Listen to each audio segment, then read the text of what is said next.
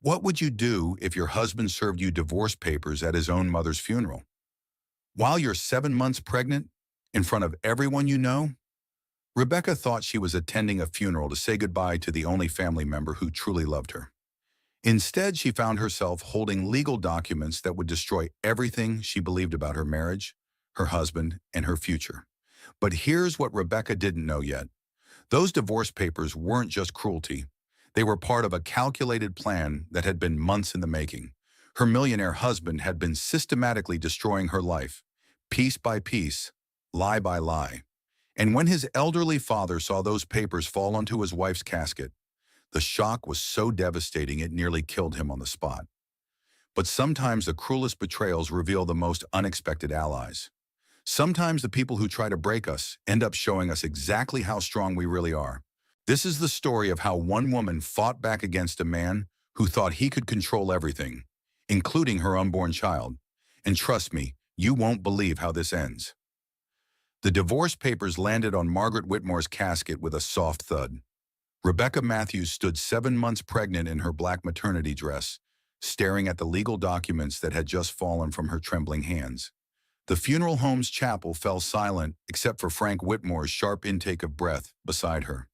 "What is this?" Frank whispered, his 72-year-old voice cracking as he reached for the papers scattered across his wife's mahogany casket.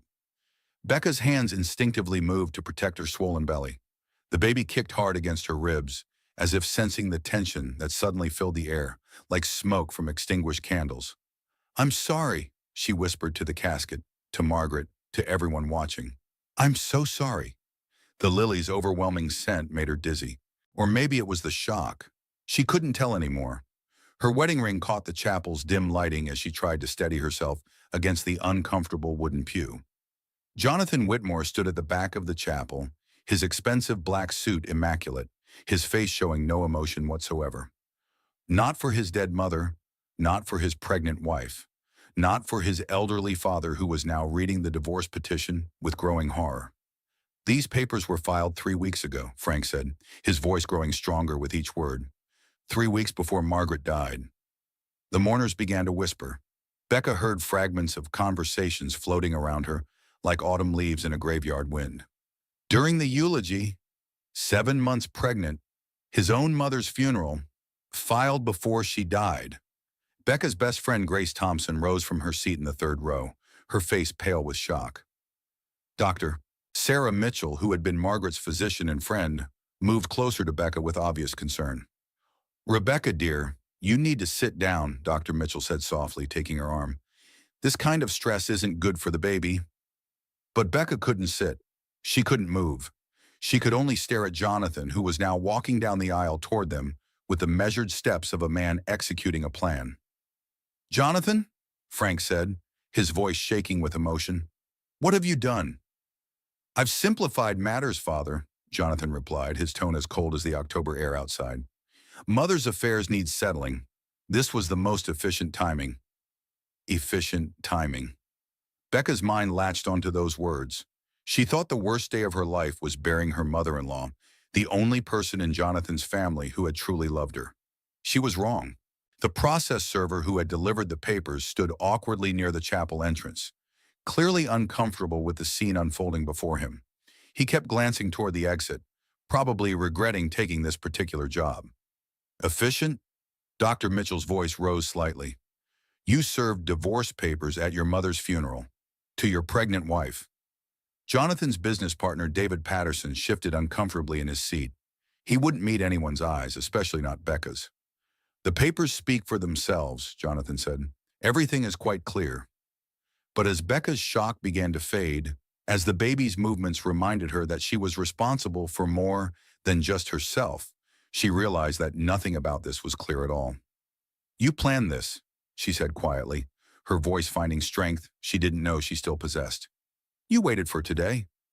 "I made practical decisions," Jonathan replied. "Emotion has no place in legal matters."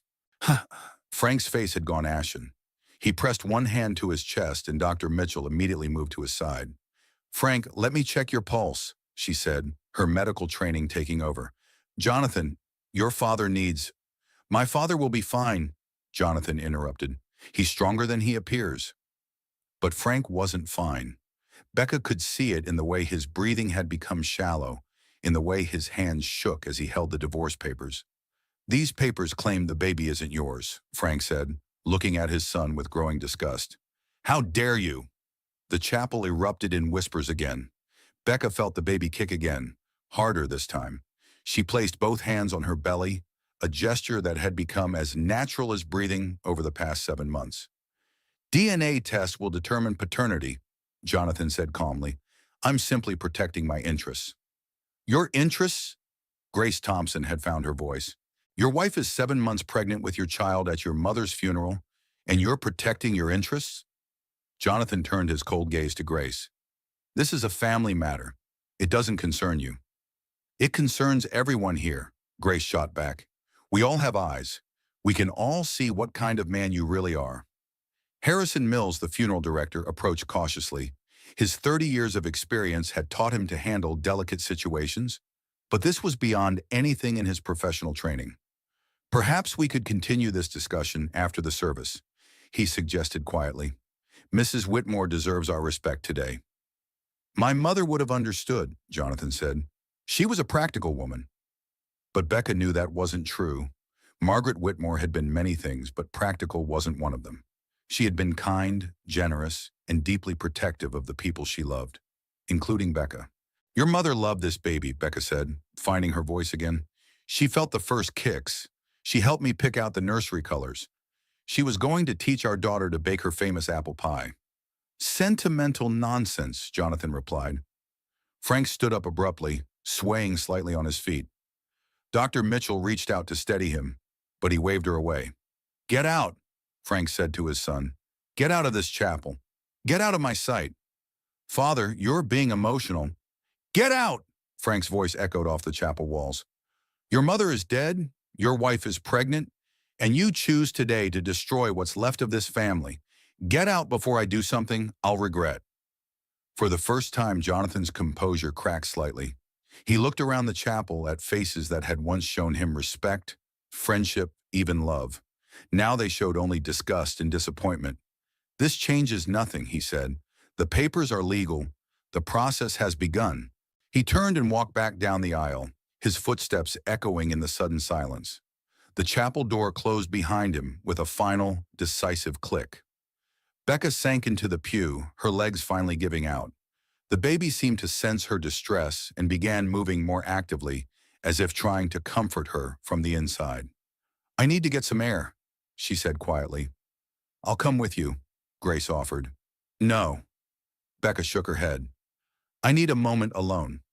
She walked slowly to the funeral home's restroom, her hand trailing along the wall for support. Inside, she locked the door and leaned against the cool tile wall. The baby moved again, and Becca placed both hands on her belly. "It's okay," she whispered. "We're going to be okay." But even as she said the words, she wondered if they were true. She had just been served divorce papers at her mother-in-law's funeral. Her husband had questioned the paternity of their child in front of everyone they knew. Her father-in-law looked like he might have a heart attack from the stress. Nothing about this was okay. But the baby kicked again, strong and sure, and Becca felt something shift inside her that had nothing to do with pregnancy. She straightened her shoulders and looked at herself in the mirror. "We're going to be more than okay," she said to her reflection, and this time she believed it. When Becca returned to the chapel, the whispers stopped. Every eye in the room followed her as she walked back to her seat beside Frank, who was now holding Dr. Mitchell's hand while she checked his pulse. "His blood pressure is elevated," Dr. Mitchell said quietly, "but stable for now." Frank squeezed Becca's hand as she sat down. "Are you all right, dear?" "I'm not imagining this," Becca said, surprised by the firmness in her own voice. "He really is this heartless." The funeral proceeded, but the sacred atmosphere had been shattered. Mourners kept glancing toward the empty pew where Jonathan should have been sitting.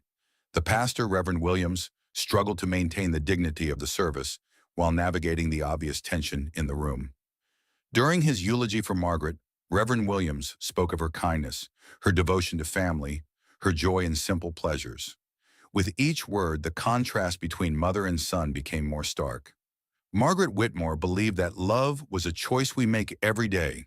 the Reverend said.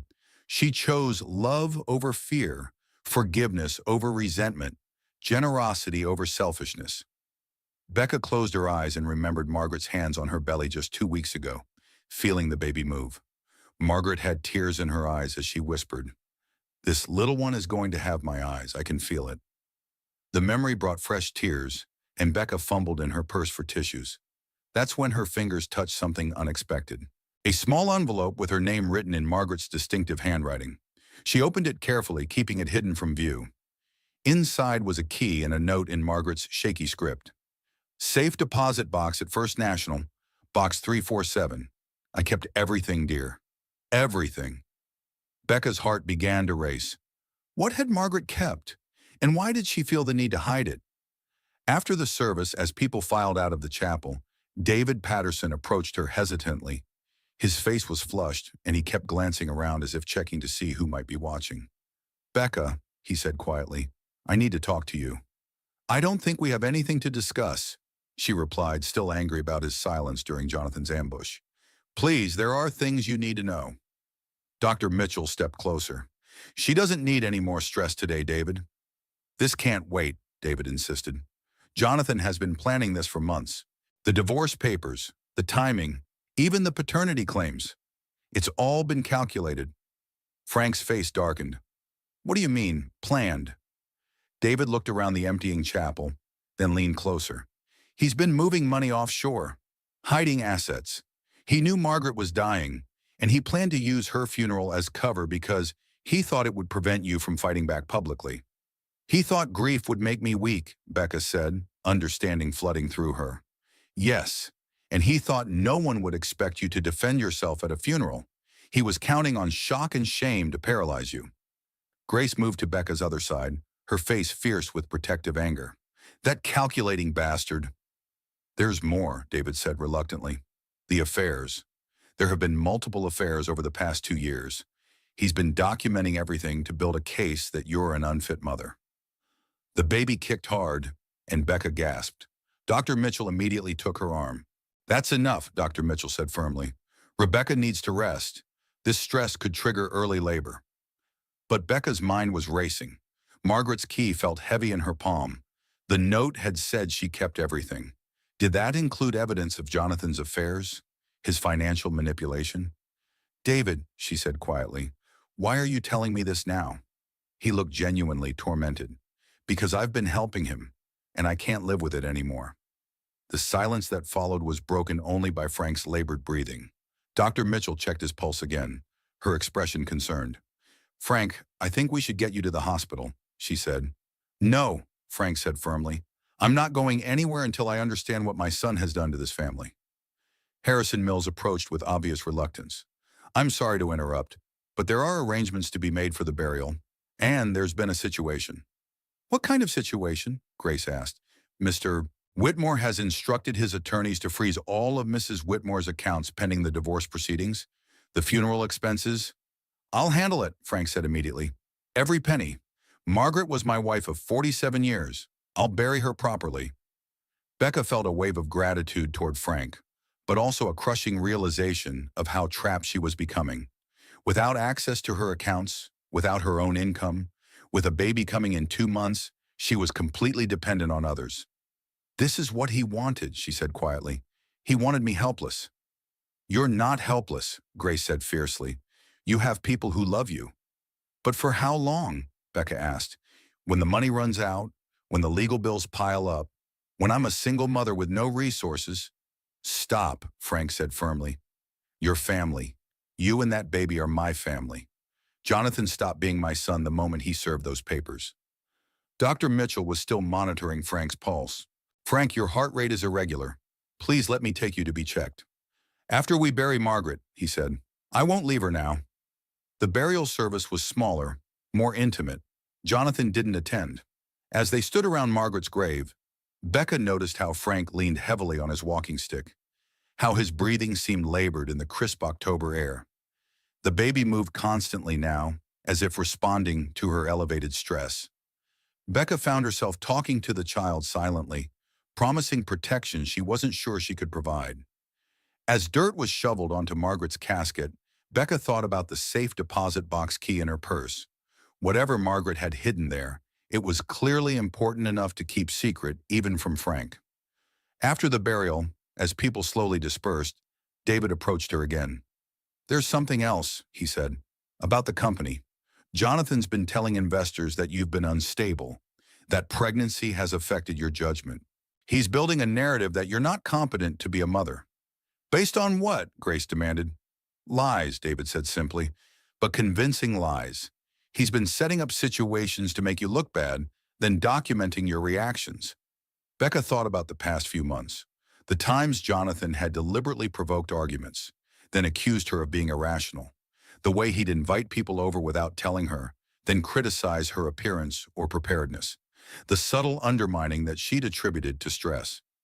"It was all planned," she said, the pieces falling into place. "Every bit of it," David confirmed, "and I helped him. I documented things. I corroborated his stories. I thought he was just protecting himself financially, but now I see what he was really doing." Frank turned to David with disgust. "You helped him destroy his own family?" "I know how it sounds," David said, "but Jonathan can be very persuasive. He convinced me that Becca was having affairs, that the baby might not be his, that she was planning to take half of everything he'd built." "And you believed him?" Grace asked incredulously. "He had photos, emails, evidence that seemed convincing at the time." "Fabricated evidence," Becca said with sudden clarity. "He's been setting me up for months." The baby kicked again, and this time the movement was so strong that everyone could see it through her dress. Dr. Mitchell smiled despite the grim circumstances. "That's a strong baby," she said. "Very active. Definitely past 30 weeks development." Frank's face softened as he watched his grandchild move. Margaret was so excited about this baby. She said it would be the most loved child in the world. "It will be," Becca said firmly, "just not by Jonathan." As they walked back to their cars, Becca made a decision. Tomorrow she would visit Margaret's safe deposit box. Tonight she would start documenting everything she could remember about Jonathan's manipulation, and she would stop apologizing for being the victim of his cruelty. "David," she said as they reached the parking lot, "if you really want to make amends, you'll help me fight this." He nodded slowly. "I will.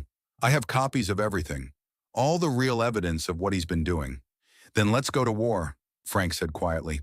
"Margaret always said that sometimes the gentlest people have to become the fiercest fighters." As Becca drove home alone, she felt the baby settle into a calmer rhythm. She placed one hand on her belly and spoke aloud for the first time that day. "Your grandmother was right, little one. We're going to be the fiercest fighters he's ever seen." The next morning, Becca sat in her car outside First National Bank for 20 minutes before finding the courage to go inside. The safe deposit box key felt like it weighed 100 pounds in her purse. "Good morning, Mrs. Whitmore," the bank manager said when she approached. "I'm so sorry for your loss. Mrs. Margaret was a lovely woman." "Thank you.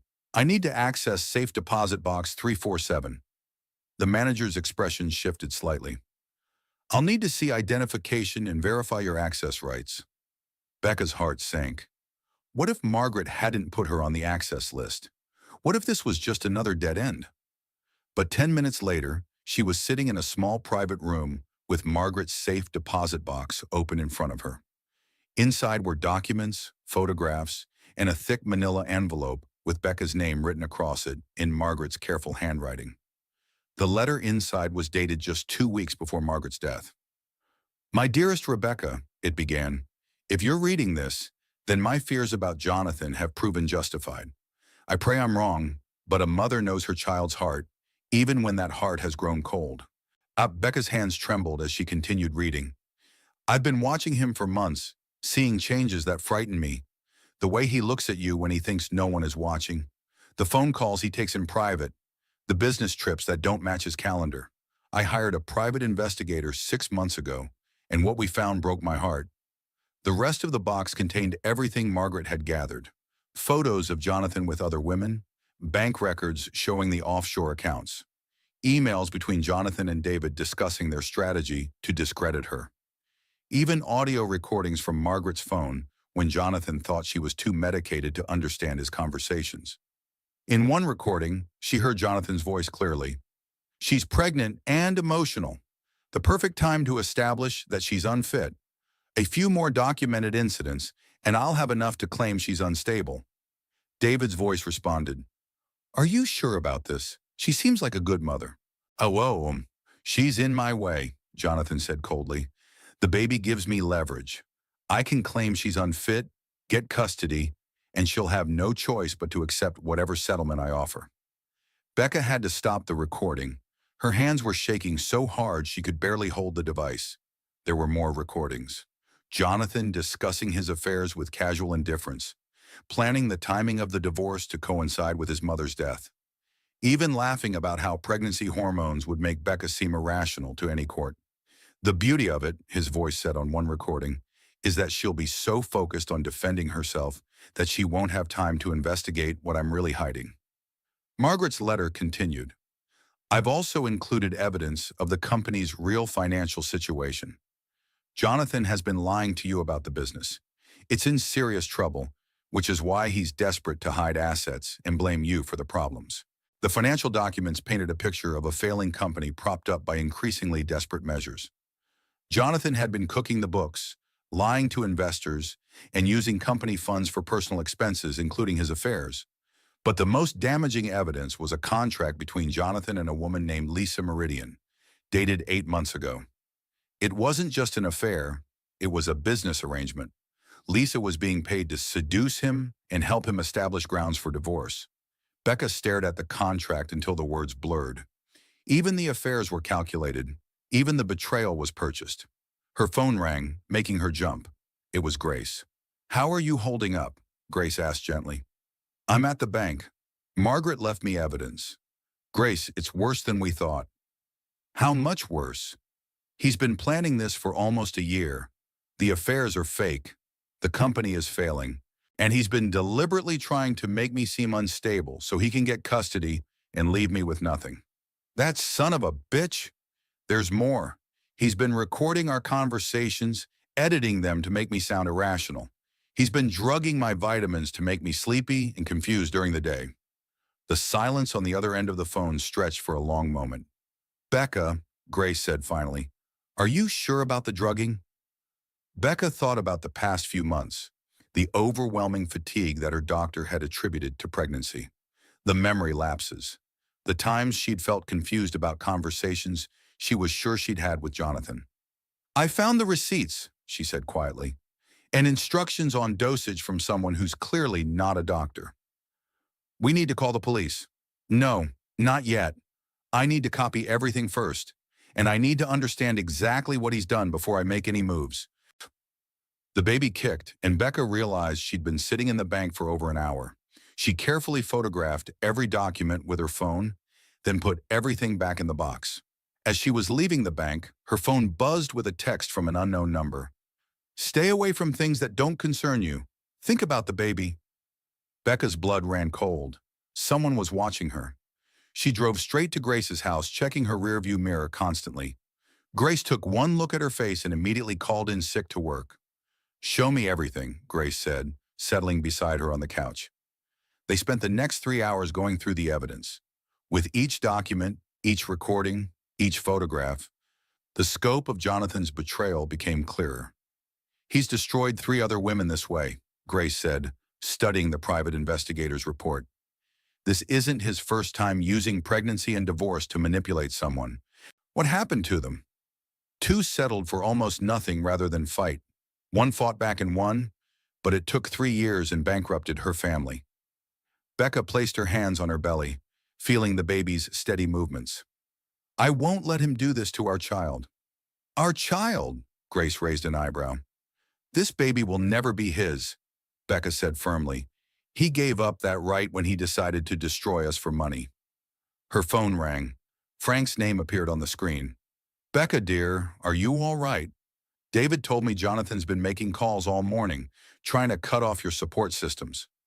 What kind of calls? He's been telling people you're having a breakdown, that the pregnancy has made you paranoid and delusional. He's even called Dr. Mitchell, suggesting that your stress levels are dangerous for the baby. Becca felt the familiar surge of panic, then forced herself to breathe deeply. He's trying to control the narrative. Exactly, but doctor, Mitchell didn't believe him. She asked to see you this afternoon, not because she's concerned about your mental state, but because she wants to document your actual condition to counter his claims. After hanging up, Becca looked at Grace with new determination. I know what I have to do, she said. I'm going to beat him at his own game. How? By being everything he says I'm not. Calm, rational, prepared, and completely in control. That afternoon, Dr. Mitchell's examination was thorough and reassuring. The baby was healthy, Becca's blood pressure was normal, and her mental state was, in Dr. Mitchell's words, remarkably stable given the circumstances.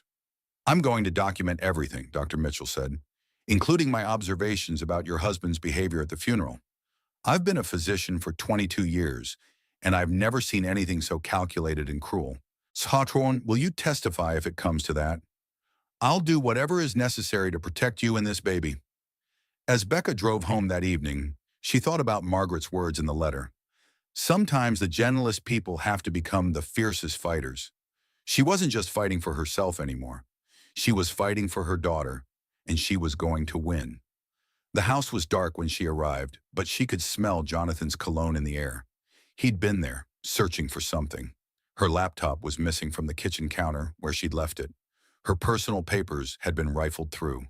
Even her prenatal vitamins were gone. Becca smiled grimly as she realized what he'd been looking for. Evidence of his own crimes. Evidence that was now safely copied and hidden. She made herself a cup of tea and sat in Margaret's favorite chair by the window. The baby moved gently, and Becca spoke to her daughter for the first time by name. Hello, Margaret Rose, she said softly. Your grandmother left us everything we need to keep you safe. 3 days after discovering Margaret's evidence, Becca sat across from attorney Patricia Wells, watching the seasoned lawyer's expression grow more incredulous with each document she reviewed. In 30 years of family law, Patricia said, I've never seen manipulation this systematic. He's created an entire fictional narrative about your marriage. The question is, can we prove it's fictional? With this evidence? Absolutely. The audio recordings alone are damning. The financial documents show clear intent to defraud. And the contract with Lisa Meridian? Patricia shook her head. This is criminal behavior disguised as marital discord. Becca shifted in her chair, trying to find a comfortable position. At 7.5 months pregnant, sitting for long periods was becoming difficult. The baby seemed to sense important moments and would become more active, as if participating in the conversation. What about the paternity claims? Easily disproven, but more importantly, his own recordings prove he knows the baby is his. He discusses using the pregnancy and leveraging the child multiple times. No court will believe he genuinely questioned paternity. Patricia's phone buzzed, and she glanced at it with a frown. That's my investigator. He's been following the money trail Jonathan left. Apparently, your husband made a crucial mistake. She answered the call on speaker. Marcus, what did you find? The offshore accounts aren't as hidden as Jonathan thinks, Marcus said. He's been using company funds to pay Lisa Meridian, and those transactions are traceable. But here's the interesting part. The payments started before he met her. What do you mean? Becca asked. He paid her for 3 months before they had their first chance encounter at that business conference. This wasn't an affair that led to an arrangement. This was a business plan from the beginning. Becca felt sick. He hired her specifically to destroy our marriage. It gets worse, Marcus continued. Lisa is in Meridian isn't even her real name. She's Andrea Voss, and she's done this before. At least 4 times that we can track. She's a professional marriage wrecker. Patricia was taking notes rapidly. Can we reach her? She disappeared 2 days ago, right after Jonathan served the divorce papers. But she made another mistake. She kept detailed records of all her jobs, including this one. Records of what? Everything. Photos, audio recordings, financial arrangements, even performance reviews from Jonathan about how convincing her emotional manipulation was. Becca closed her eyes, feeling overwhelmed by the scope of the betrayal. Even Jonathan's emotions had been purchased. There's more, Marcus said. Jonathan's father has been calling around town, making his own inquiries. Frank Whitmore is not a man to cross, apparently. Several people have already changed their stories about things they claim to have witnessed. After the call ended, Patricia leaned back in her chair. Becca, I need to ask you something difficult. How far are you willing to go with this? What do you mean? We can pursue criminal charges, fraud, identity theft, conspiracy. This goes way beyond divorce law. Jonathan could face serious jail time. Becca thought about Frank, about his heart condition, about the stress of seeing his son arrested. Then she thought about her daughter, about the kind of father Jonathan would be if he escaped consequences for this behavior. He made his choices, she said quietly. I won't protect him from the results. That evening, Becca met Frank and Grace for dinner at a small restaurant downtown. Frank looked older than his 72 years, the stress of the past week evident in every line of his face. How are you holding up? Becca asked him gently. I keep thinking about Margaret, he said. She tried to warn me about Jonathan's behavior. I thought she was being overprotective, seeing problems that weren't there. You couldn't have known. But I should have listened. She was frightened of him toward the end. Not physically frightened, but worried about what he was capable of doing to you and the baby. Grace reached across the table to squeeze Frank's hand. You're listening now. That's what matters. I called Jonathan today, Frank said quietly. Told him I knew about the offshore accounts, about the fake affair, about everything. Asked him to come clean and try to salvage what's left of his integrity. What did he say? Frank's expression darkened. He laughed. Said I was a sentimental old fool who didn't understand modern business. Then he told me that if I didn't support him, I'd lose access to my grandchild forever. Becca felt the baby kick hard, as if responding to Frank's pain. He threatened you? He threatened all of us. Said he had enough evidence to prove you were an unfit mother, that he'd make sure you never saw the baby except under supervised visitation. Grace's face flushed with anger. How can he say that with a straight face when he's the one who's been systematically abusing his pregnant wife? Because he believes his own lies, Becca said. I think he's convinced himself that everything he's done is justified. Frank pulled out his phone and showed them a text message from Jonathan. Choose sides carefully, old man. I control more than you think. He sent this an hour ago, Frank said, after I told him I was supporting you completely. Becca stared at the message, feeling a chill that had nothing to do with the restaurant's air conditioning. He's escalating. Patricia warned me this might happen as we get closer to court. What kind of escalation? Grace asked nervously. Desperate people do desperate things. Jonathan's entire life is built on lies, and we're about to expose all of them publicly. He has everything to lose. As if summoned by their conversation, Becca's phone began ringing. Jonathan's name appeared on the screen. Don't answer it, Grace said immediately. But Becca had a different idea. Actually, I think I should, but not alone. She gestured to Frank and Grace to stay quiet, then answered the call on speaker. Hello, Jonathan. Rebecca. His voice was cold, controlled. I think it's time we talked like adults. I'm listening. This situation has gotten out of hand. People are saying things, making accusations that aren't true. I think we should settle this quietly before it damages both of us. What kind of settlement did you have in mind? Something reasonable. You keep the house, I keep the business. We share custody of the child. Everyone walks away with their dignity intact. Becca looked at Frank, who was shaking his head vigorously. That's generous of you, she said carefully. But I'm curious about something. Why are you suddenly interested in shared custody? Yesterday you were claiming the baby wasn't yours. A pause, then. I may have been hasty about that. Emotions were running high. Emotions? At your mother's funeral? How surprising. Another pause, longer this time. Rebecca, I'm trying to be reasonable here. But if you insist on fighting this, if you bring in lawyers and investigators and make this public, you won't like the consequences. Is that a threat? It's a warning. I have resources you can't imagine. I can make your life very difficult. Frank was gesturing frantically now, pointing to his phone. He was recording the call. Well, Becca said calmly, I guess we'll see what happens in court. She hung up before Jonathan could respond. Did you get all of that? She asked Frank. Every word. And I know exactly who needs to hear it. That night, Becca sat in Margaret's chair by the window, feeling the baby's gentle movements as she planned her next steps. Tomorrow she would file a restraining order based on Jonathan's threatening phone call. She would turn over all of Margaret's evidence to both her lawyer and the district attorney, and she would stop being afraid of the man who had tried to destroy her family. "Your grandmother was brave," she told the baby. "She fought for us even when she was dying. Now it's our turn to fight." The baby responded with a strong kick, and Becca smiled. "I'll take that as agreement," little Margaret rose. Outside, a car pulled into the driveway with its headlights off. Becca's heart began to race until she recognized Grace's vehicle. Her friend had been making surprise visits all week, checking on her safety. Grace let herself in with the spare key Becca had given her. "Any word from our friend tonight?" Grace asked, using their code for Jonathan. "He called, tried to sound reasonable while making threats. Frank recorded everything." "Good. Patricia says the more he talks, the deeper he digs his own grave." They sat together in comfortable silence, watching the moonlight filter through Margaret's lace curtains.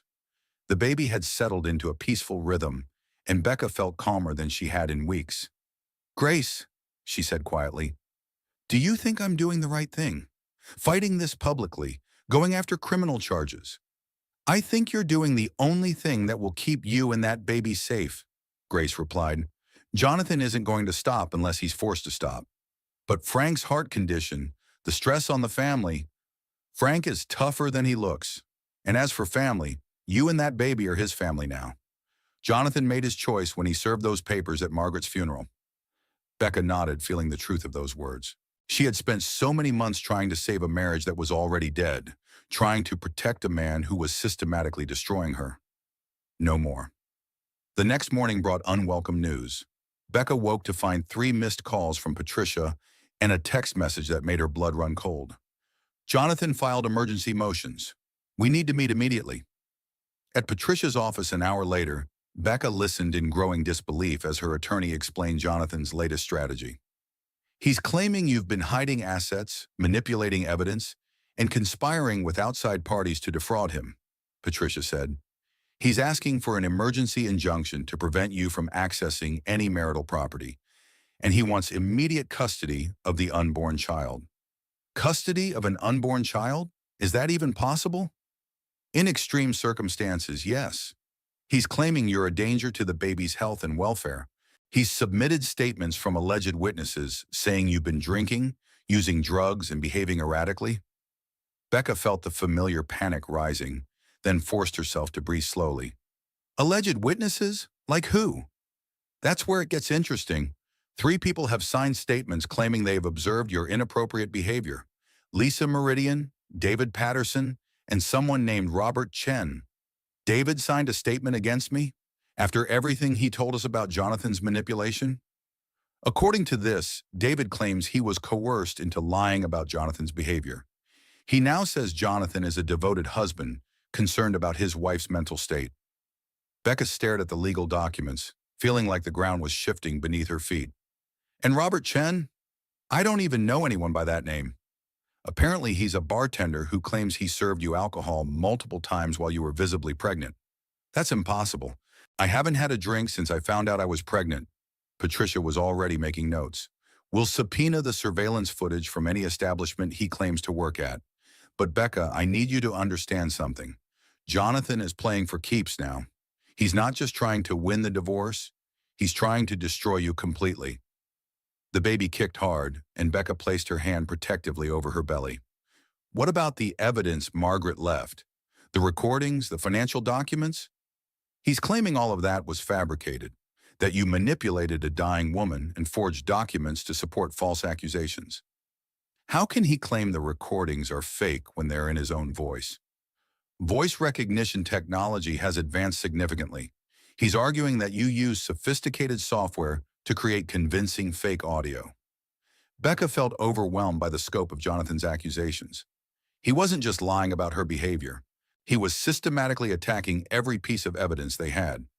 "What about Frank? Surely Jonathan can't claim his own father is lying." "Actually, he is. Jonathan's filing claims that Frank is suffering from early dementia and that you've been manipulating him against his own son." The cruelty of that accusation took Becca's breath away. Frank is 72, not 92, and his mind is sharp as ever.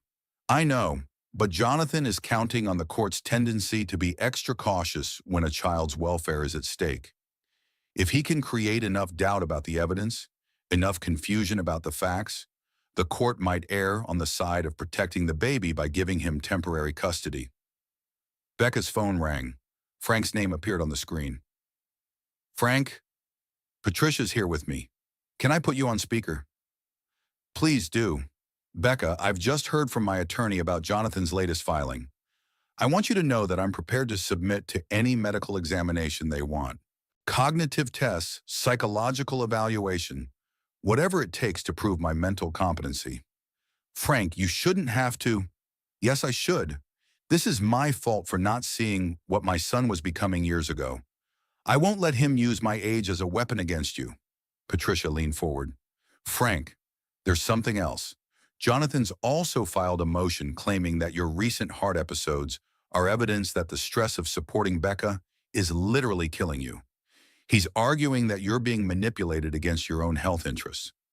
The silence on the phone stretched for a long moment. That calculating bastard, Frank finally said. He's using my love for Margaret and this baby as evidence against both of us. There's more, Patricia continued reluctantly. He's claiming that your support of Becca is evidence of your compromised judgment, that a rational person would see through her manipulations. What about Dr. Mitchell? Becca asked. She examined me. She can testify about my actual mental state. Jonathan's already ahead of us there. He's filed a complaint with the medical board claiming that Dr. Mitchell has an inappropriate personal relationship with you that compromises her professional judgment. Becca felt like she was drowning in accusations and legal maneuvers. Every ally was being attacked. Every piece of evidence was being disputed. Every relationship was being twisted into something sinister. How is this legal? She asked. How can he just lie about everything and everyone? Because the legal system is designed to be cautious about children's welfare, Patricia explained. Courts would rather make a mistake that protects a child than one that endangers them. Jonathan knows this, and he's exploiting it. So what do? We fight back with the truth. But Becca, I need to warn you. This is going to get much worse before it gets better. Jonathan has declared war, and he's not going to stop until one of you is completely destroyed. That afternoon, Becca sat in her car outside the courthouse, where the emergency hearing would be held the next day. She watched lawyers and litigants hurrying up the steps, briefcases in hand, and wondered how many of them were fighting for their children's lives. Her phone buzzed with a text from Grace. Heading to your house now. Don't be alone tonight. Another text, this one from an unknown number. Last chance to be reasonable.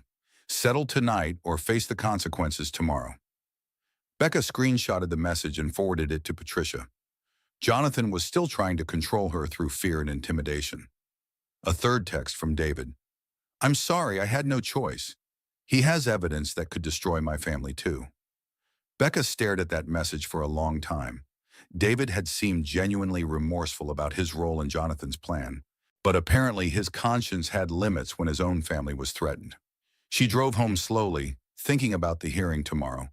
Jonathan would sit across from her in a courtroom and lie under oath about everything. Her pregnancy, her mental state, her relationship with Margaret, even Frank's cognitive abilities. And some of those lies might be believed. But as she pulled into her driveway, Becca realized something had changed inside her. The panic was gone. The overwhelming fear had been replaced by something harder, more focused. Anger. Not the explosive, destructive kind of anger that Jonathan was counting on. The quiet, determined kind that Margaret had shown when she gathered evidence to protect her daughter-in-law and grandchild. Grace was already waiting on the front porch with takeout bags and a determined expression. Thai food, Grace announced, and a battle plan. Battle plan? Patricia called me. She thinks we should go on the offensive tomorrow instead of just defending against Jonathan's accusations. They ate dinner while reviewing Patricia's strategy. Instead of simply denying Jonathan's claims, they would present evidence of his systematic abuse and manipulation. Instead of defending Becca's mental state, they would attack his credibility. The key, Grace said, is making the judge see that every accusation he's making is actually a confession of what he's been doing to you. What do you mean? He claims you're manipulative, But we have evidence of his manipulation. He claims you're hiding assets, but we have proof he's been moving money offshore. He claims you're an unfit mother, but we can show he's been trying to harm his own child by drugging and stressing you. Becca nodded slowly. Turn his weapons against him. Exactly.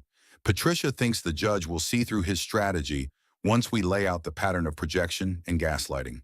That night, Becca lay in bed feeling the baby's movements and thinking about tomorrow. In less than 12 hours, she would face Jonathan in court. He would try to take away her child, her freedom, her future. But he had made one crucial mistake. He had underestimated her. And he had definitely underestimated Margaret Whitmore's determination to protect her granddaughter, even from beyond the grave. Tomorrow we fight, little one, Becca whispered to her belly, and we're going to win. The courthouse was busier than Becca had expected. She sat beside Patricia in the gallery, watching other families navigate their own legal battles while they waited for their case to be called. Across the aisle, Jonathan sat with his attorney, projecting an image of calm confidence that Becca now recognized as calculated performance. He hadn't looked at her once since arriving. All rise for the Honorable Judge Catherine Rodriguez, the bailiff announced. Judge Rodriguez was a woman in her early 50s, with steel gray hair and the no-nonsense demeanor of someone who had seen every trick in the family court playbook. Becca felt a flicker of hope that this judge wouldn't be easily manipulated. This is an emergency hearing regarding temporary custody and asset protection in the matter of Whitmore versus Whitmore, Judge Rodriguez said, settling behind the bench. I've reviewed the filings from both parties, and I have to say, these are some of the most serious allegations I've seen in family court. Jonathan's attorney, Harrison Blake, rose first. Blake was everything Becca had expected. Expensive suit, silver hair, the kind of polished confidence that came from winning cases through intimidation rather than truth. Your Honor, my client is deeply concerned about his wife's deteriorating mental state and its impact on their unborn child, Blake began. We have multiple witnesses who can testify to erratic behavior, substance abuse, and financial manipulation. Judge Rodriguez consulted her notes. Mr. Blake, I see your client served divorce papers at his mother's funeral. Can you explain how that demonstrates concern for his wife's mental state? Blake barely missed a beat. Your Honor, my client chose that moment precisely because he hoped the presence of family and friends would provide Mrs. Whitmore with the support system she clearly needs during this difficult time. Becca felt sick at the smooth manipulation of the truth, but she noticed Judge Rodriguez's expression didn't change. I see. And the paternity claims. My client has legitimate concerns based on his wife's recent behavior and the timeline of conception. Patricia rose. Your Honor, if I may, we have evidence that directly contradicts every claim made by Mr. Whitmore's client. I certainly hope so, Miss Wells. These allegations are quite serious.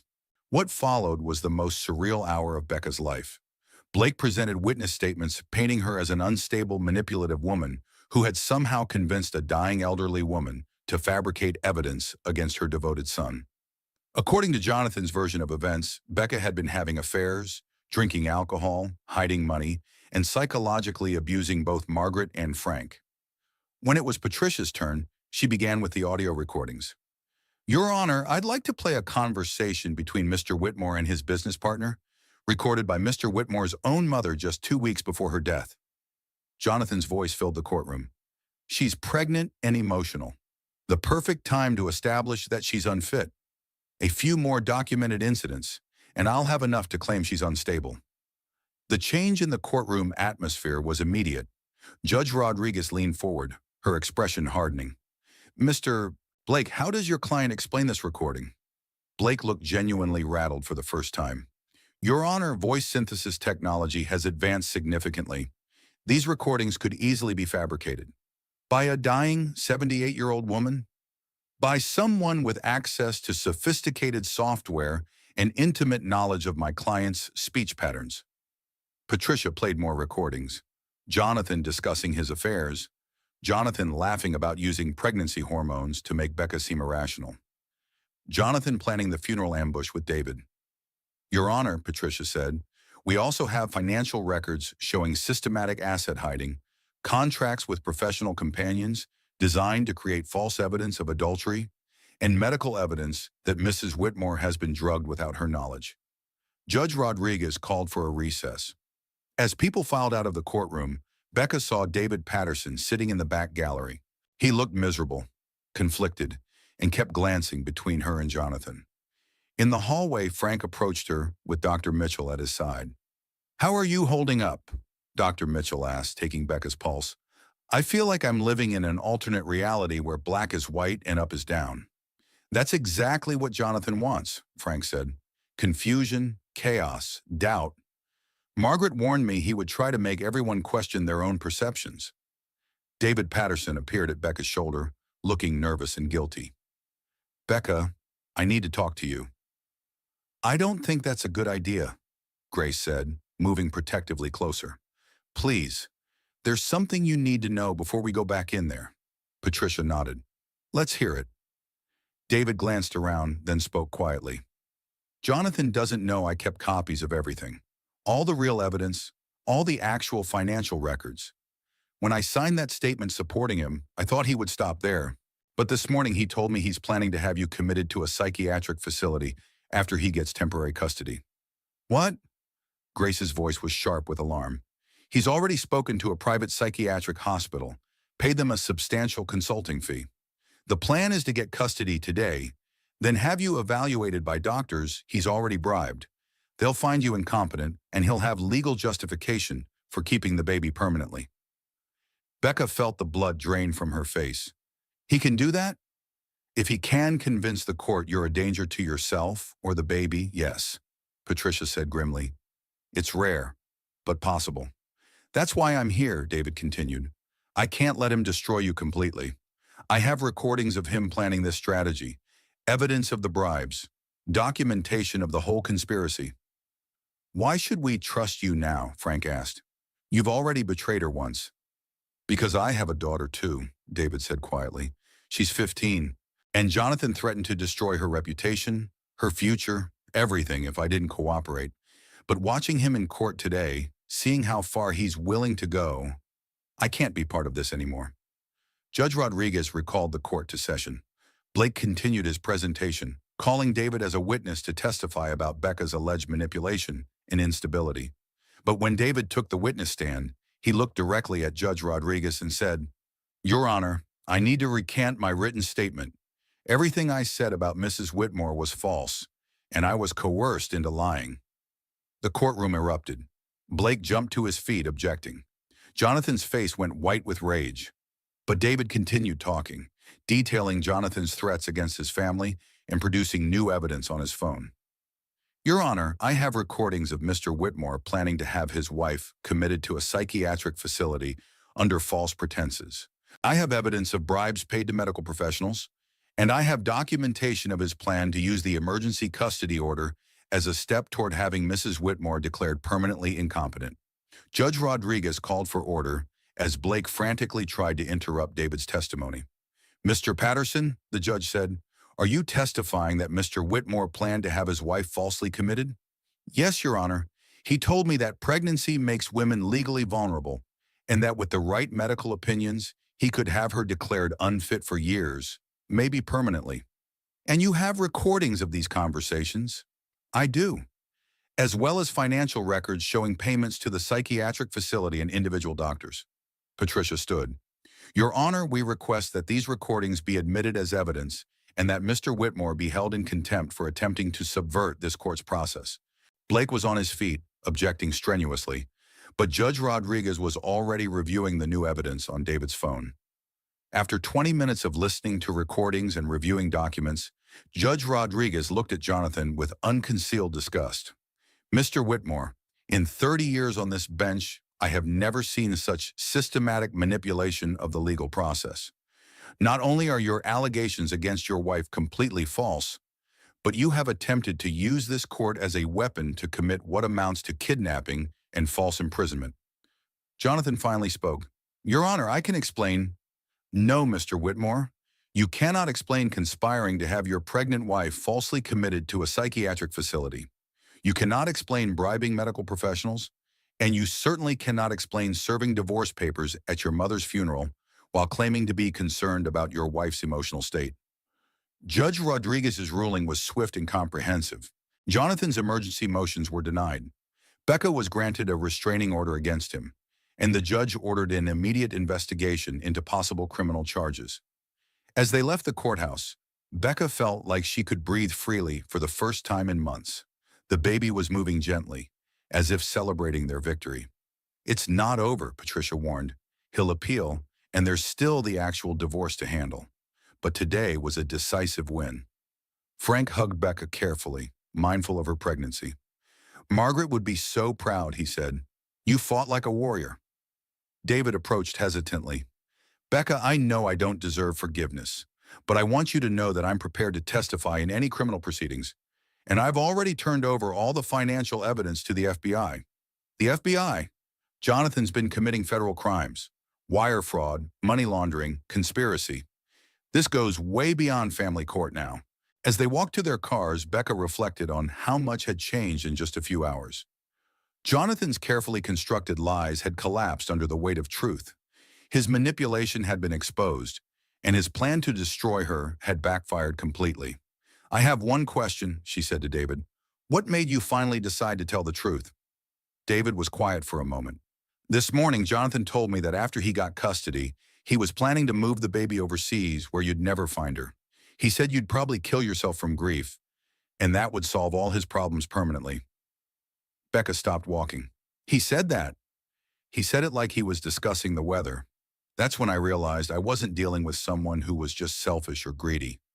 I was dealing with someone who was truly evil." That night, Becca sat in Margaret's chair with Grace beside her, feeling the baby's movements and thinking about the future. She had won today, but the real battle was just beginning. Jonathan wasn't going to accept defeat gracefully. If anything, being exposed publicly would make him more dangerous. But for the first time since this nightmare began, Becca felt like she had allies, resources, and most importantly, the truth on her side. "One more month," she told the baby. "One more month, and then we'll be safe." She hoped that was true. 2 weeks after the courthouse victory, Becca woke at 3 in the morning to the sound of someone trying to open her front door. Her 8-month pregnant body moved slowly as she reached for her phone, but by the time she got to the window, whoever it was had disappeared. The police found scratches around the lock, but no other evidence. No fingerprints, no witnesses, no security camera footage. Just the unmistakable message that someone wanted her to know she wasn't safe. "You can't stay here alone anymore," Grace said the next morning, pacing around Becca's living room like a protective mother bear. "This is the third incident this week." The incidents had started small: missing mail, moved garden furniture, a car that followed her for several blocks before disappearing. Each one was minor enough to be explained as coincidence, but together they painted a clear picture of systematic intimidation. "I won't be driven out of my own home," Becca said, though her voice lacked conviction. The truth was, she was exhausted. The stress of constant vigilance while 8 months pregnant was taking its toll. Dr. Mitchell had been monitoring her blood pressure daily. The readings were concerning, but not dangerous yet. Still, everyone was walking on eggshells, afraid that too much stress might trigger premature labor. "What about Frank's house?" Grace suggested. "It has better security, and he's lonely since Margaret died." "I've already suggested that," Frank said, entering the living room with grocery bags. He'd taken to doing Becca's shopping after she'd found her car tires slashed in the supermarket parking lot. "She's as stubborn as her mother-in-law was." The mention of Margaret brought a familiar ache. Becca missed her mother-in-law's steadying presence, her practical wisdom, her fierce protectiveness. Margaret would have known what to do about the harassment campaign. "I keep thinking about what David said," Becca admitted, "about Jonathan planning to move the baby overseas. What if he's not planning to wait for the legal process to play out?" The silence that followed was heavy with unspoken fears. They all knew Jonathan was getting desperate. His assets had been frozen pending investigation. His business partners were distancing themselves.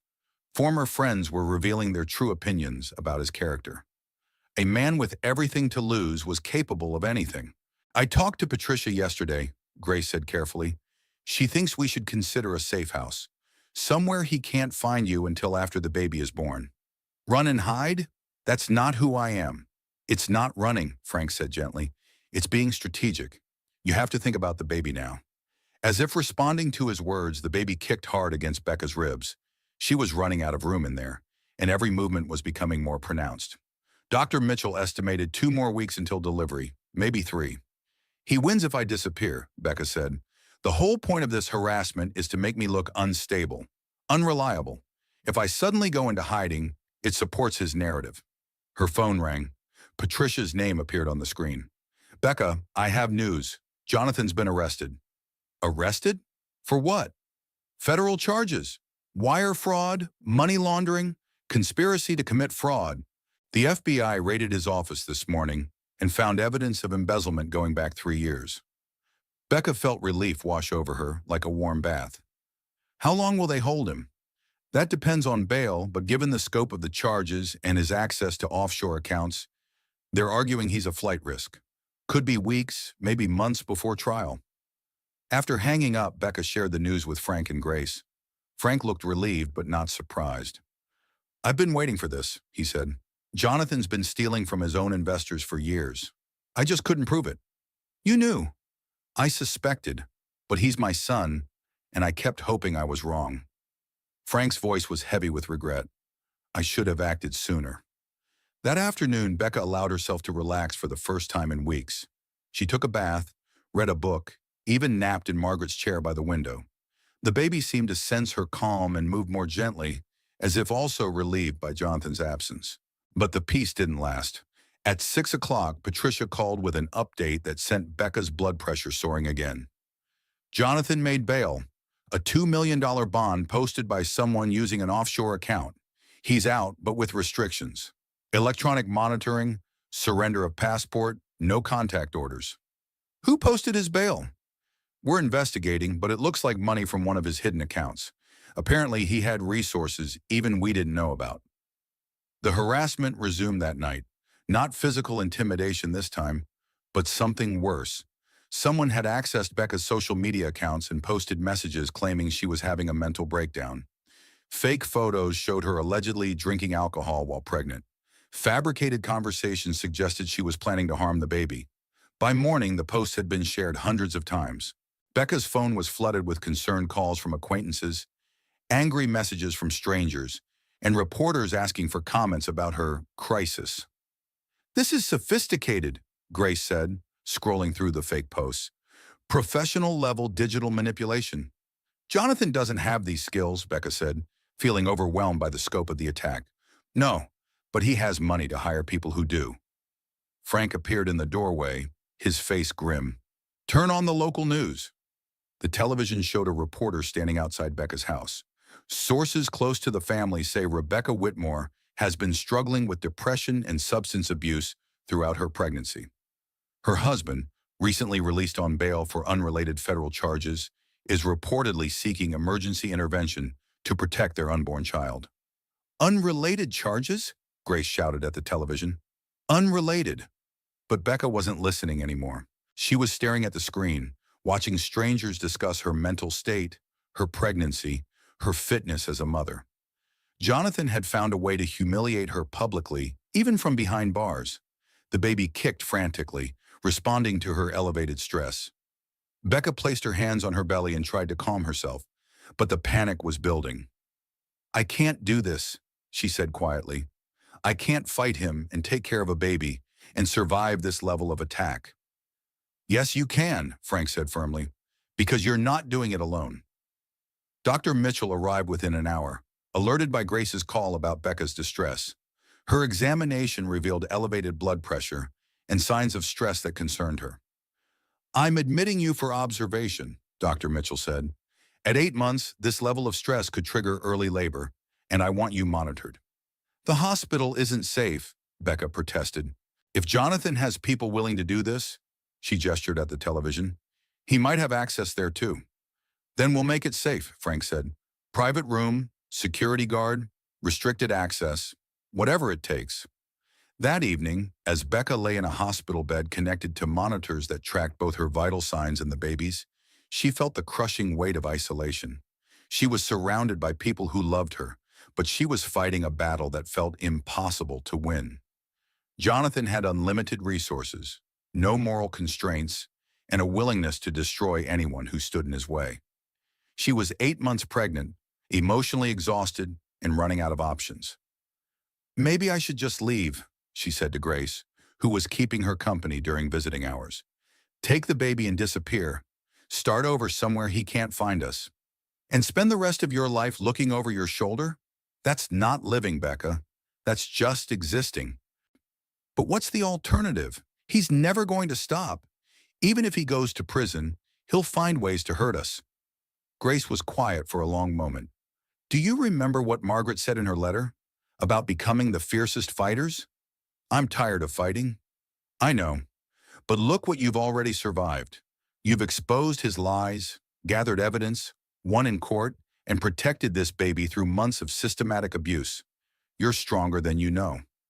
The baby moved gently, and Becca realized something had shifted. The movements felt different, more settled, as if the child was preparing for birth. "Dr. Mitchell," she called to the nurse's station, "I think something's happening." The next few hours were a blur of examinations, monitoring, and careful discussions about timing. The baby wasn't in distress, but labor was definitely beginning. Dr. Mitchell estimated delivery within the next 24 to 48 hours. "Is it too early?" Becca asked anxiously. 36 weeks is considered full term for a healthy baby. Your daughter is ready to meet the world." As night settled over the hospital, Becca lay awake feeling the irregular contractions that signaled the beginning of labor. Frank dozed in the chair beside her bed, refusing to leave despite the late hour. "Frank," she said softly, "what if I can't protect her? What if Jonathan finds a way to take her from me?" Frank opened his eyes and reached for her hand. "Then we'll get her back. And if we can't, then Grace will. And if she can't, then Dr. Mitchell will. And if she can't, then every person who's seen what Jonathan is capable of will stand up for that baby." "You really believe that?" "I know it, because that little girl isn't just your daughter, Becca. She's Margaret's granddaughter. She's my great-granddaughter. She's part of a family that doesn't give up on each other." The baby kicked one more time, as if agreeing with Frank's words. And for the first time in weeks, Becca felt hope instead of fear about the future. "Tomorrow we fight differently," she said quietly. "Not just to survive, but to win." Labor progressed slowly through the night. By morning, Becca's contractions were regular, but not yet intense enough for active delivery. Dr. Mitchell decided to let nature take its course, monitoring both mother and baby carefully. "First babies often take their time," she explained to Frank and Grace, who had maintained a vigil in the hospital room. "Everything looks normal and healthy." What wasn't normal was the media circus developing outside the hospital. Word had leaked about Becca's admission, and reporters were camping out in the parking lot, hoping for a statement about her crisis or Jonathan's arrest. "I've arranged for extra security," Dr. Mitchell said, "and we're using a service entrance for any visitors. But Becca, you need to be prepared. This is going to be a public birth, whether we want it or not." Patricia arrived around noon with updates that were both encouraging and concerning. "The federal prosecutor wants to add charges related to the harassment campaign," she said. "Apparently, Jonathan's electronic monitoring showed he was in contact with the people behind the fake social media posts." "Can they prove it?" Grace asked. "They're working on it. But here's the concerning part. Someone paid his bail using an account that's not in Jonathan's name. We think he has financial backers who are helping him avoid prosecution." "What kind of backers?" Frank asked, his face dark with worry. "The kind who have their own reasons for keeping Jonathan out of prison. People he might have evidence against.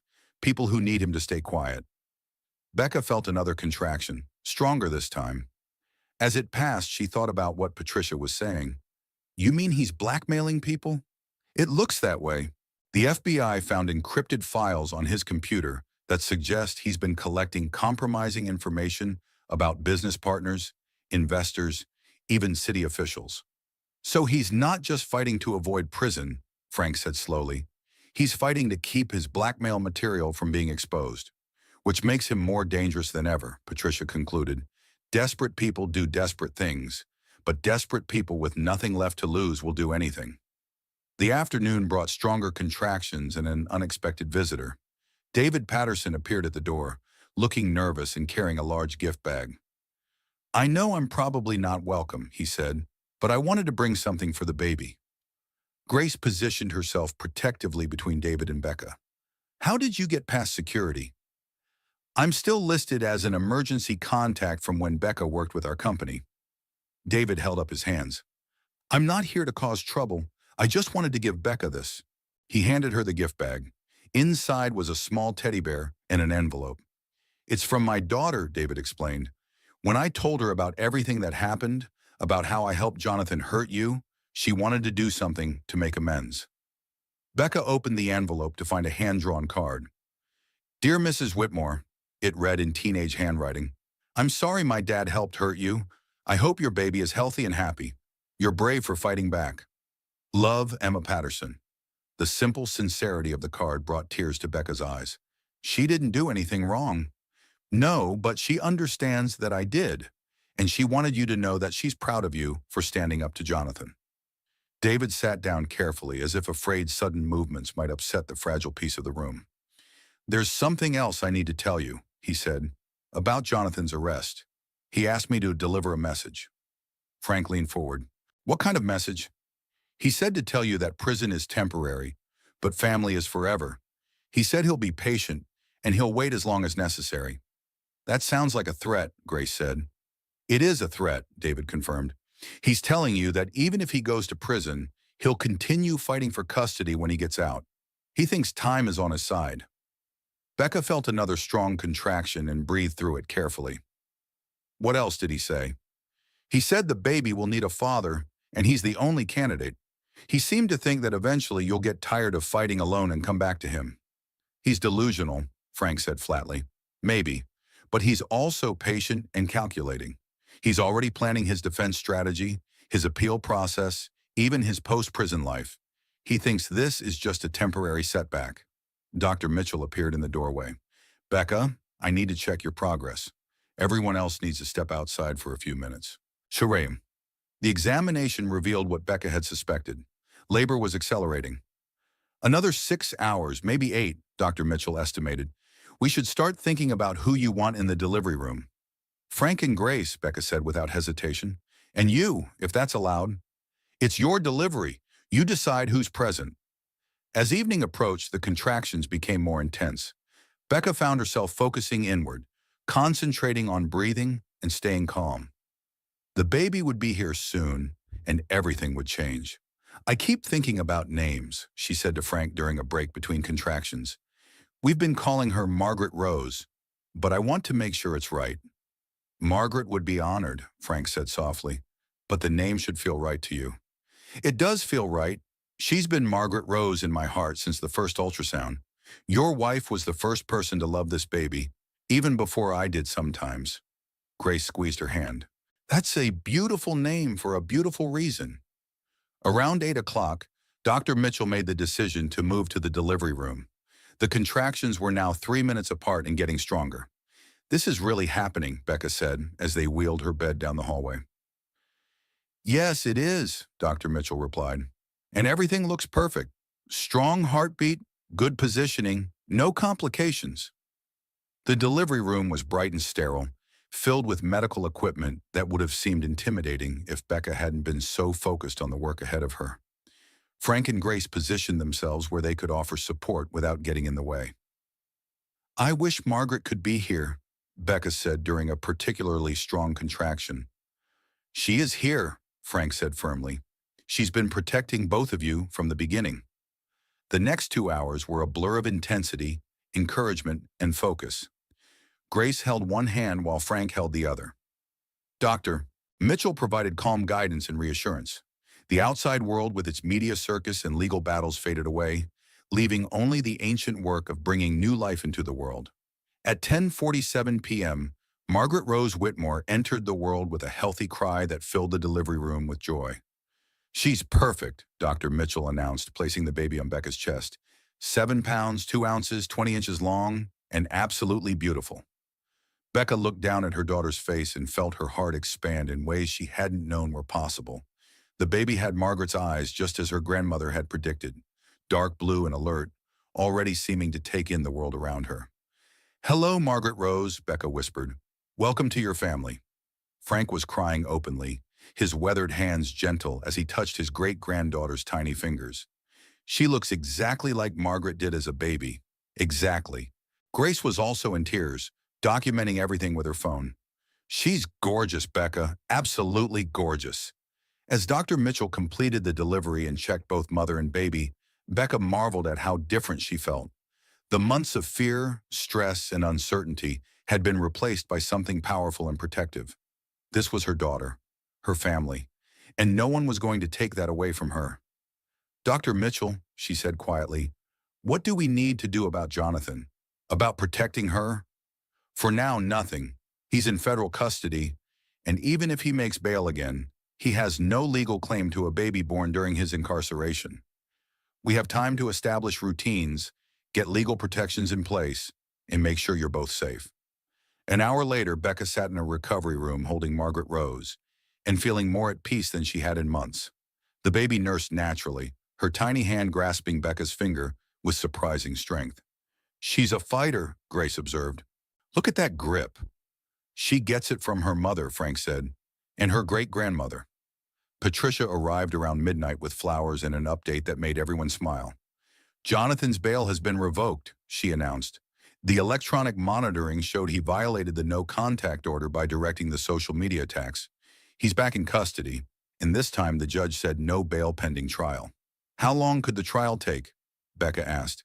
Federal cases move slowly, probably 6 months to a year. And given the evidence, he's looking at serious prison time, 5 to 10 years, maybe more if they can prove the blackmail allegations. Becca looked down at Margaret Rose, who was sleeping peacefully in her arms. She'll be walking by the time he gets out. If he gets out, Patricia said, the prosecution is confident about their case. That night, as Becca dozed in the hospital bed with Margaret Rose sleeping in a bassinet beside her, she thought about the journey that had brought them to this moment. 6 months ago, she had been trapped in a marriage she didn't understand, pregnant and vulnerable, with no idea of the man her husband really was. Now she was a mother, with a daughter she would protect with her life, surrounded by people who truly cared about both of them. Jonathan's cruelty had backfired completely. Instead of isolating her, it had revealed her real family. We did it, little one, she whispered to the sleeping baby. We survived, and now we get to live. Frank had fallen asleep in the chair beside her bed, refusing to go home despite his age and the late hour. Grace had finally left around 2 a.m., promising to return first thing in the morning with coffee and baby clothes. In the quiet darkness of the hospital room, Becca felt something she hadn't experienced in months: hope for the future. Margaret Rose would grow up knowing she was loved, protected, and valued. She would never doubt her worth or question her reality the way Becca had been forced to do. Your daddy made a lot of mistakes, Becca told the baby softly. But his biggest mistake was underestimating how much we're loved by people who matter. Margaret Rose stirred slightly, as if hearing her mother's voice, then settled back into peaceful sleep. Tomorrow would bring new challenges, legal proceedings, and the complicated work of building a life as a single mother. But tonight, everything was perfect. 6 weeks after Margaret Rose's birth, Becca sat in her lawyer's office reviewing the custody agreement that would legally protect her daughter from Jonathan's future interference. The baby slept peacefully in her carrier, seemingly unbothered by the serious business being conducted around her. The court has agreed to terminate Jonathan's parental rights based on his criminal conviction and documented abuse, Patricia explained. This is final and irreversible. He will have no legal claim to Margaret Rose, ever. Frank, who had insisted on being present for this meeting, squeezed Becca's hand. Margaret would be so relieved. The past 6 weeks had been a period of unexpected peace and healing. With Jonathan in federal prison awaiting trial, Becca had been able to focus entirely on her daughter and her own recovery. She had moved in with Frank temporarily, partly for practical reasons and partly because they had both discovered they enjoyed each other's company. I have one more piece of good news, Patricia continued. The federal prosecutor has reached a plea agreement with Jonathan.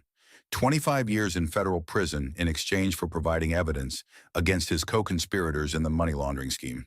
25 years! Becca couldn't hide her relief. The blackmail evidence was more extensive than anyone realized. Jonathan had been collecting compromising information about dozens of prominent people. The prosecution needed his cooperation to build cases against the others. Margaret Rose stirred in her carrier, and Becca automatically reached down to adjust her blanket. The maternal instincts that had developed over the past weeks still amazed her. Everything about caring for her daughter felt natural, right? Protective. What about the money, Frank asked. The assets he hid? Most of it will be recovered and returned to his victims, including the investors he defrauded. But there's enough left to establish a substantial trust fund for Margaret Rose's education and future needs. That afternoon, Becca walked through the house she had once shared with Jonathan, now accompanied by Grace and a security team. She was collecting personal items and preparing to put the house on the market. It feels like someone else lived here, she said, looking around the expensive furnishings that had once impressed her. I can't believe I thought this was home. It wasn't home, Grace said. It was a stage set designed to impress people and hide the truth. They worked systematically through the rooms, packing items that had sentimental value and leaving behind everything that reminded Becca of Jonathan's deception. In Margaret's old bedroom, they found something that made them both pause. What is it? Grace asked, noticing Becca's expression. Margaret left something here. Becca opened the drawer of an antique writing desk and pulled out another envelope with her name on it. I never found this one. The letter inside was shorter than the first, but its message was powerful. Dearest Rebecca, if you're reading this, then you've survived my son's worst impulses and given birth to our precious granddaughter. I want you to know that I planned for this possibility from the moment I learned you were pregnant. The trust fund I established for the baby is larger than you know. I've also arranged for a house, the one you and I looked at in the historic district, the one you said felt like a real home. It's yours now, free and clear, a place where you and Margaret Rose can build a life filled with love and peace. You were the daughter I never had, and now you're the mother I always hoped my granddaughter would have. Love always, Margaret. Becca sat down hard in the antique chair, overwhelmed by Margaret's foresight and generosity. She bought you a house? Grace asked, reading over her shoulder. The blue Victorian on Elm Street. We looked at it together when I was 5 months pregnant. I fell in love with it, but Jonathan said it was too small, too old-fashioned. It's perfect for you and Margaret Rose. That evening, Becca stood in the nursery she had set up in Frank's house, feeding Margaret Rose her evening bottle. The baby was thriving, growing stronger every day, already showing signs of the alert intelligence that had marked Margaret Whitmore's eyes. Your great-grandmother thought of everything, she told the baby. She made sure we'd have not just security, but a real home where you can grow up safe and loved. Frank appeared in the doorway, holding a cup of tea for Becca. I've been thinking about something, he said. What's that? I'd like to move closer to you and Margaret Rose. This house is too big for an old man, and I want to be part of her daily life. Frank, you don't need to. I want to. Margaret was right about one thing. Family isn't just about blood. It's about choosing to love and protect each other. You and this baby are my family now.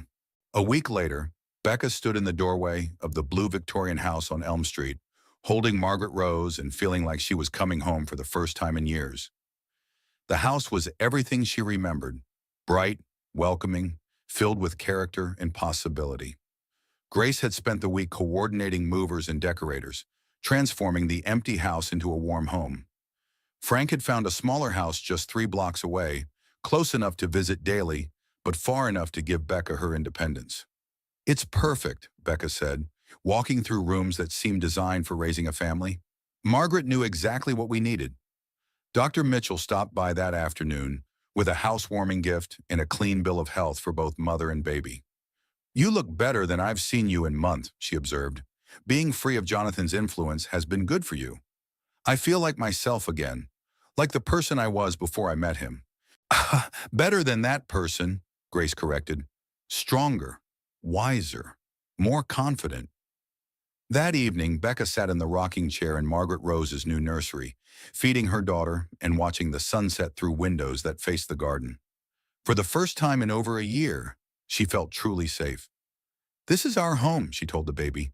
This is where you'll take your first steps, say your first words, grow up knowing you're loved and protected. Margaret Rose looked up at her with those distinctive eyes, and Becca could swear she saw understanding there. This baby would never doubt her worth or question her reality. She would grow up strong, confident, and secure in her mother's love. The doorbell rang, and Becca heard Grace's voice greeting someone in the hallway. A moment later, David Patterson appeared in the nursery doorway, looking hesitant. "I hope it's okay that I came by," he said. "Grace said you might be willing to see me." "It's okay. How are Emma and your wife?" "Good, better. The truth about everything has been hard on our family, but we're healing." David looked at Margaret Rose with genuine warmth. "She's beautiful, Becca. Absolutely beautiful." "Thank you. I wanted to tell you something. About Jonathan's plea agreement. He asked to see me before he was transferred to federal prison." Becca tensed. "What did he want?" "To give me a message for you. He said he hopes you'll bring Margaret Rose to visit him someday. He said every child deserves to know their father." The audacity of the request took Becca's breath away. "What did you tell him?"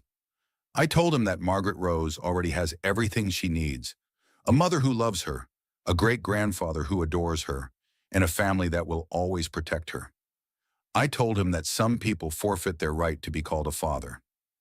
Becca felt tears building, but they were tears of gratitude rather than sadness. "Thank you for saying that. It's the truth. And Becca, I want you to know that if Jonathan ever gets out, if he ever tries to contact you or Margaret Rose, there are a lot of people who will stand in his way. Not just legally, but personally." After David left, Becca finished feeding Margaret Rose and carried her to the window that overlooked the garden. The baby was getting heavier, more solid, more real every day. "Your father thinks he's entitled to be part of your life," she said softly. "But families aren't about biology or legal rights. They're about love, protection, and showing up every day." Frank's voice came from downstairs. "Becca, Dr. Mitchell left some papers for you." She carried Margaret Rose downstairs to find Frank and Grace sitting at the kitchen table with serious expressions. "What kind of papers?" she asked. "Adoption papers," Grace said quietly. "Dr. Mitchell thinks you should consider allowing Frank to formally adopt Margaret Rose." "What would that accomplish?" "It would give her another layer of legal protection," Frank explained, "and it would formalize what's already true. I love this baby like she's my own granddaughter. I want to have legal standing to protect her if anything ever happens to you." Becca looked down at Margaret Rose, who was studying Frank's face with obvious recognition and affection. The baby had bonded with her great-grandfather immediately, always calming when he held her, always watching for his voice. "You want to be her legal grandfather?"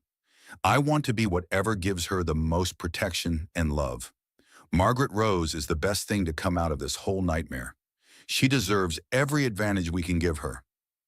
That night, as Becca tucked Margaret Rose into her crib in their new home, she thought about the family they had built from the ashes of Jonathan's destruction.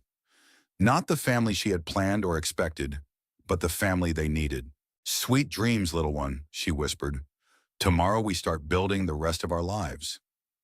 3 months later, Becca woke to the sound of Margaret Rose babbling happily in her crib.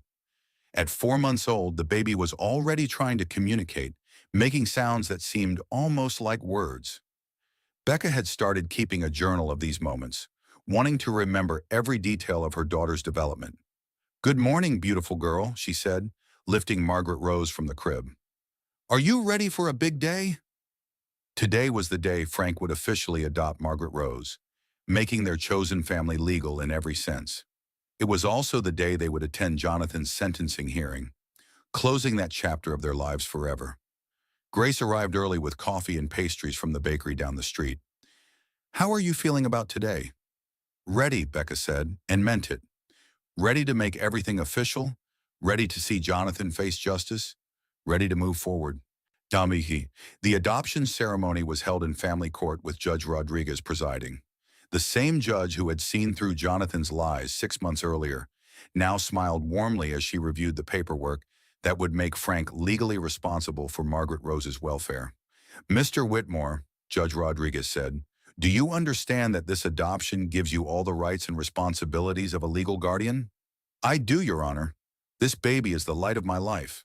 I pledge to protect and love her always." "And Mrs. Matthews, you consent to this adoption?" "Completely. Frank has been Margaret Rose's grandfather from the day she was born. This just makes it official." Judge Rodriguez signed the papers with a flourish. Congratulations to the Whitmore family. May you have many years of happiness together. Margaret Rose chose that moment to let out a delighted squeal, as if she understood the significance of the occasion. Everyone in the courtroom laughed, and even the bailiff smiled. The sentencing hearing was held in federal court across town. Becca had debated whether to attend, but ultimately decided she needed to see this final chapter play out. Frank stayed home with Margaret Rose, sparing the baby from any exposure to Jonathan's presence. Jonathan looked older, thinner, diminished in his orange jumpsuit and shackles. When he saw Becca enter the courtroom, his expression shifted from resignation to something that might have been regret or calculation. With Jonathan, it was always hard to tell. The federal prosecutor outlined the scope of Jonathan's crimes: fraud, money laundering, blackmail, conspiracy. The victim's impact statements painted a picture of systematic destruction affecting dozens of lives and families. When it was Becca's turn to speak, she stood calmly and looked directly at the man who had tried to destroy her. Your Honor, Jonathan Whitmore spent months trying to convince everyone, including me, that I was unstable, unreliable, and unfit to be a mother. He manipulated facts, bought false testimony, and used his own mother's death as a weapon against his pregnant wife. But his cruelest lie was the one he told himself: that he was entitled to control and destroy other people's lives for his own benefit.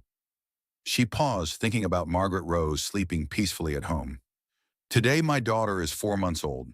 She's healthy, happy, and surrounded by people who love her unconditionally. She will grow up knowing that families are built on love and trust, not fear and manipulation. Jonathan Whitmore will be a cautionary tale we tell her about the importance of choosing integrity over convenience. Jonathan's attorney had prepared a statement claiming his client was remorseful and requesting leniency. But when Jonathan was given the opportunity to speak on his own behalf, he chose differently. Your Honor, I made mistakes, but I was trying to protect my family's assets from someone who was clearly unstable.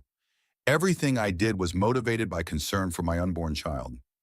Even now, even facing 25 years in federal prison, Jonathan couldn't admit the truth about his own actions. Judge Harrison, who was known for his lengthy sentences in white-collar cases, looked at Jonathan with undisguised disgust. Mr. Whitmore, I have reviewed the evidence in this case extensively. Your systematic abuse of your pregnant wife, your manipulation of grieving elderly parents, your use of your mother's funeral as cover for cruelty, these are not the actions of someone protecting a family. These are the actions of someone who views other human beings as objects to be controlled. The sentence was 30 years in federal prison with no possibility of parole for 25 years. Jonathan would be 72 years old before he could even hope for release. As the guards led Jonathan away, he looked back at Becca one last time. She met his gaze steadily, feeling neither triumph nor sympathy, only relief that this chapter was finally closed. Outside the courthouse, Patricia provided the final details about the asset recovery and trust fund arrangements. Between the recovered funds and Margaret's original trust provisions, Margaret Rose will have full college funding and a substantial inheritance when she turns 25, Patricia explained. She'll never want for anything. What about Jonathan's business? Completely dissolved. The legitimate assets were sold to pay back investors. The building has been converted to condos. It's like Whitmore Industries never existed. That evening, Becca sat in her garden holding Margaret Rose while Frank pushed her gently in the new swing he had installed. Doctor, Mitchell had stopped by with groceries and stayed for dinner, as had become her custom on Sundays. I've been thinking about Margaret, Dr. Mitchell said, watching the baby's delighted reaction to the swing, about how proud she would be of everything you've accomplished. I think about her every day, Becca replied, especially when Margaret Rose does something that reminds me of her grandmother, the way she studies people's faces, the way she smiles when she hears music. She left you much more than money and evidence, Frank observed. She left you the knowledge that you were worth fighting for. Grace arrived with dessert and an announcement that made everyone smile. I got a call from David Patterson today. Emma wants to babysit Margaret Rose sometime. Apparently, she's been telling all her friends about the brave lady with the baby and wants to help however she can. That would be wonderful, Becca said. Margaret Rose should grow up knowing there are people of all ages who care about her. As the evening settled into comfortable conversation and gentle laughter, Becca marveled at the family they had created. Not blood relations, but chosen family bound together by love, loyalty, and shared commitment to protecting Margaret Rose. "I have something to tell you all," she said when the conversation lulled. "I've been thinking about going back to school, getting my degree in social work." "That's a wonderful idea," Dr. Mitchell said. "You have personal experience with domestic abuse and manipulation that could help other women." "I want Margaret Rose to grow up seeing that we use our experiences to help others, not just to protect ourselves." Frank nodded approvingly. Margaret always said that surviving something difficult was only half the battle. The other half was using what you learned to make things better for other people. Later that night, after everyone had gone home, Becca sat in the rocking chair in Margaret Rose's nursery, feeding her daughter her bedtime bottle. The baby's eyes were heavy with sleep, but she seemed reluctant to let go of the day. "Today was important, little one," Becca said softly. "Today we made sure you'll always be protected and loved, no matter what happens. Grandpa Frank is officially your family now, and your daddy can never hurt either of us again."